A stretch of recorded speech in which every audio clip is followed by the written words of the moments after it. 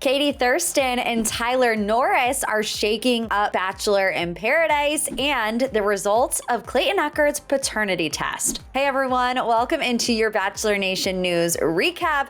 We have a lot to discuss today. Some Paradise mini spoilers. They're not really spoilers, but we're just gonna dive into what we know about two new people heading down to the beach.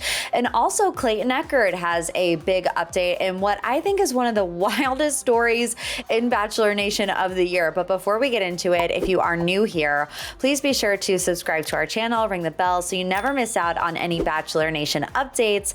As always, I'm your host, Morgan Wright. We're gonna start with Bachelor in Paradise. We have been waiting for the return of Katie Thurston for a while, and Katie Thurston said Blake Moynes looked like he saw a ghost when she entered Paradise. So we're 2 episodes in now to Bachelor in Paradise, and we do know that one big plot twist that is on the horizon that has yet to be shown on TV is the return of former Bachelorette Katie Thurston. Now, that in and of itself is a big deal because not a lot of Bachelorettes have come to Paradise in the past. We're obviously seeing way more this season, but not only that, her ex-fiance Blake Moynes is actively dating on the beach. So you can imagine he was thrown for a loop. So her ex-fiance Blake Moynes currently is on the beach pursuing Jess from Zach Shallcross's season, which, side note, I think they're so cute together. I really hope they end up together because I just feel like they suit each other well. But that could all change when Katie walks down and talks to Blake for the first time since ending their engagement. The last thing I wanted was for Katie to show up. I have not spoke to her for 2 years.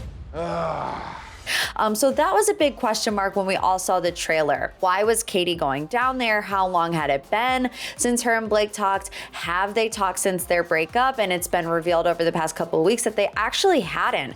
They went 1.5 years without talking to each other. And earlier this week, Katie was on Ben and Ashley I's podcast, the Almost Famous podcast, and Katie said, I went in with the mentality of like, oh, I'm going to be so welcomed, because she was told that everybody was going to be super excited to see her, that they were going to all run up and hug her, kind of like they do it with Hannah Brown? They were a little apprehensive with Hannah Brown as well. But Katie continued by saying, when I walked down, obviously the first person I look for is Blake, and he's looking at me like he saw a ghost. And it feels like 5 minutes of nobody saying anything, no one's getting up. Like, I feel so uncomfortable. The rest of the podcast episode, she stayed pretty tight-lipped about what else went down because obviously no spoilers. But I think we can all kind of draw our own conclusions here because she is on a competing reality show right now with F-Boy Island. So I think it's pretty obvious that she's not there to date, that she is only there to have that closure conversation with Blake. Do I think that it was necessary? Not really. Do I think it's gonna make for good TV? Absolutely. I mean, if Blake didn't have closure, he probably wouldn't be on the beaches of Paradise to begin with, right? But I'm not gonna complain because I love mess. Our next Paradise update: will Rachel, Recchia, and Tyler Norris be a love connection in Paradise the second time around? We are getting another sneak peek at what is to come on Paradise, and this time it's a blast from the past. He's cute. He is really cute. All of a sudden, you got Tyler Norris. He's hot commodity for sure. Rachel, are you free? Waiting for this. Poor Rachel. It feels like they just called out every single one of her exes and were like, hey, can you come on down? First Avon, and now Tyler Norris is going to be coming down to Paradise. Of course, as he enters, he has a date card, and what we see from this little sneak peek is he immediately wants to talk to Rachel. Will they reignite their spark from season 19 of The Bachelorette? Tyler made it really far on Rachel's season. He was in the final 4. He got a hometown date, but Rachel did end their relationship while they were on their one-on-one date prior to meeting Tyler's family.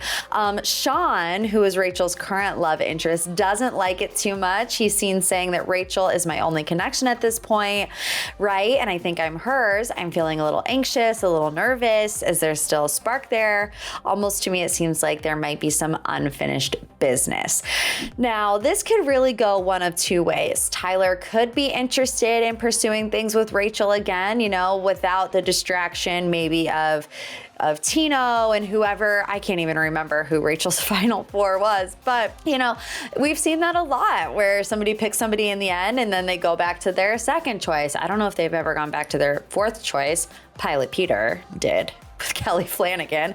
But you know, they could reignite their love interest, or this could kind of be a conversation between the two of them where they're like, okay, we've kind of been here, we've done that, we want each other to be comfortable in this atmosphere to pursue whoever you want to pursue. So I'm not gonna lie, I kind of would be here for Tyler and Rachel giving it another chance.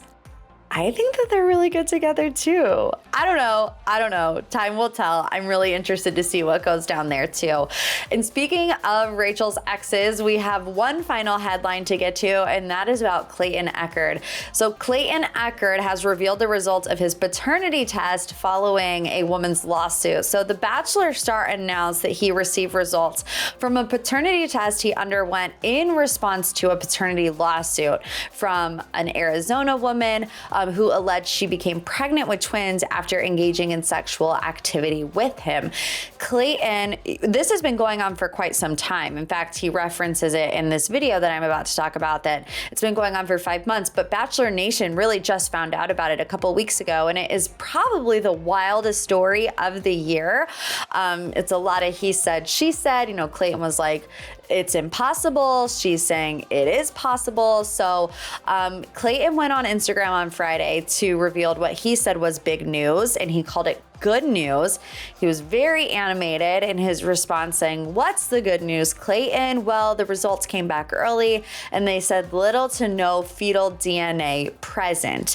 Test results came back early, and they said little to no fetal DNA present. He continued like, "Let's go, baby." I mean, he was really riled up. He said he knew that was going to happen. Thankfully, 5 months of torture can finally be put to rest.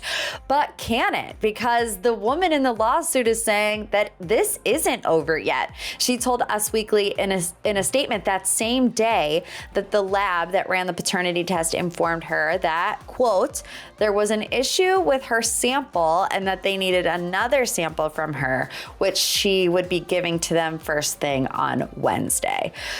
So who knows what is going to go down? I feel like Clayton, no matter what this woman says, Clayton is going to stand firm on the news that he got on Friday until he is told otherwise. Let us know what you think in the comments, who you're excited to see on Paradise, if it's Katie, if it's Tyler, what you make of this Clayton story. It is just so wild. I feel like I can't even wrap my head around it. We love to hear from our shared news family. So drop a comment, an opinion below. Make sure you're subscribed to our channel, ring the bell before you go. And I will see you next time on another Bachelor Nation news update. See you then.